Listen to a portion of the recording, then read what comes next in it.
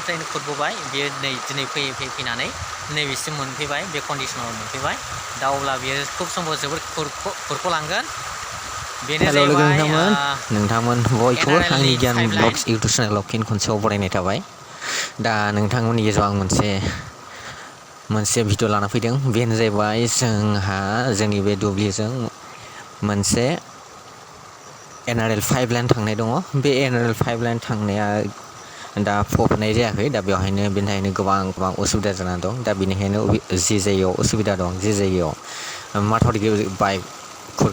बायख्लाबनानै दङ बेनि थाखाय जों बेखौ फट' दिखांनानै दैथायहरनो नागिरदों कम्पानियाव दा बिदिब्ला नोंथांमोना भिडिअखौ नायलांदो। नै आं दुब्लि बारियाव दंफैयो दा नैबे NRL 5 लाइन दंना नैबेहाय नै NRL 5 लाइन दुब्लि गेजेराव सावथेनानै दङ फबनांगौमोन नाथाय फबनो हायाखै फबाखै दा बे फबियाव ओरैबायदि प्रब्लेम जाबायना देग्लाय दैलांसे ट्रेक्टरजों नङाबाथ' माइ गाया दानि जुगाव दा ओंखायनो ट्रेक्टरा ओरैनिफ्राय ओरै फारसे थांलाय फैलाय खालामनो थाखाय बिराद खस्थ' जानानै फैबाय दा जुदि दैलांसे बिदिनो दोनबावनांगौब्लाथ' ओरैबायदि जेंनायाव गोग्लैगोन ना बे जेंनानिफ्राय बारग'नांगौआ बिराद मुस्किल जानानै दं आरो फारसेथिं फबनांगौमोन नाथाय बिसोरो बे कम्पानिया मा होनो अनसुंथाइ होनांगौमोन ना माबानि हानि बे हा बिगोमाफोरनो दिनैसिम फैसाखौ सोना होआखै दा बेनि थाखायनो हा बिगोमाफ्राबो बेखौ फबहोआखै मानोना गावसिनि खामानिया जानानै थाङोब्लानो गासिबो जानानै थाङोब्लानो फैनाय नङा नोंखौ नाफाथा खालामगोन बिनि थाखायनो दा ओरैबायदि प्रब्लेमाव नै दा पाइप लाइनजों ओरैबायदि दै फैनाया एकदम खुरख'जोबबावबाय नै ओरैबायदि खुरख'जोब्बाय साफा दै बारस'नानै खुरखाजोब्बाय आरो दैलां बहर जाबावाखै बिदिनो दैया बायदि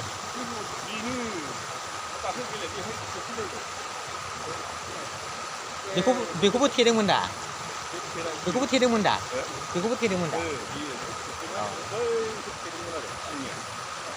माबायदि अबस्था जाना फैखो बिरादनो खुरखावजोब्बाय सेस गब्लंबाय पाइप लाइनखौ सौफ्लंलांबाय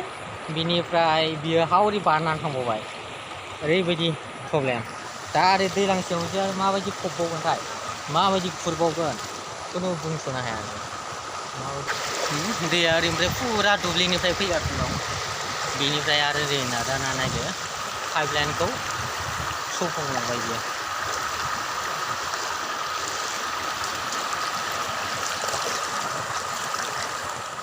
माबायदि खुरखो ओरैबायदि खुरलांबाय गुन बान्दोआ बैयावसोमोन बेसेबा गोजानावसोमोन खिन्थु बिनिफ्राय खुरखानानै बिसिम खुरखाफैबाय ओमफ्राय नै दा बेहाय बिसिम फैबाय दुब्लि गेजेराव आरो दिनै बेखौ खुरखावबायना गाबोन बैसिमाव खुरलांगोन ओरैबाय जेसेबां दै बोहैगोन बेजों साफा खुरलांजोबगोन बियो दा ओरैबायदि अबस्था जानानै दङ दा फारसेथिं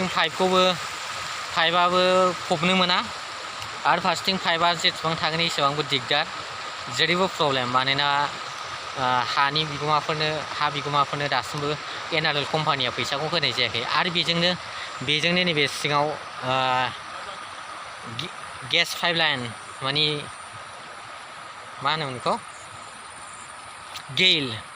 गेलनि गेस पाइप लाइननि बाहाय फबखांबावबाय बेजों फबखांना आरो नै दा फिन खनसेबाव NRLनि फैबावबाय टाउननि बे नाथाय खिन्थु बिसोरो बिराद एलेहुवा खामानि मावदों नाथाय गेलनिया फटाफट खामानिखौ मावनानै थांदोंमोन जेबो दिगदार होआखैमोन नाथाय NRLनिया खामानिखौ बिसोर मोजांखौनो मावासै आरो बेनो जाहैबाय NRL 5 लाइननि दानि कन्डिसन दा बिदिब्ला नोंथांमोना गासिबो भिडिअखौ नायजोबनायनि थाखाय नोंथांमोननिसिम रोजा साबायखर बावनाय थाबाय आरो मोनसे रिकुवेस्ट नोंथांमोना दासिमबो जुदि आंनि चेनेलखौ साबस्क्राइब खालामाखैबा जाहाथे साबस्क्राइब खालामना होयो बेनि थाखाय आरोबाव खनसेबाव नोंथांमोननि गेजेराव रिकुवेस्ट खालामहरनानै भिडिअखौ बावनो दोनथ'नाय जाबाय दा बिदिब्ला बाय बाय।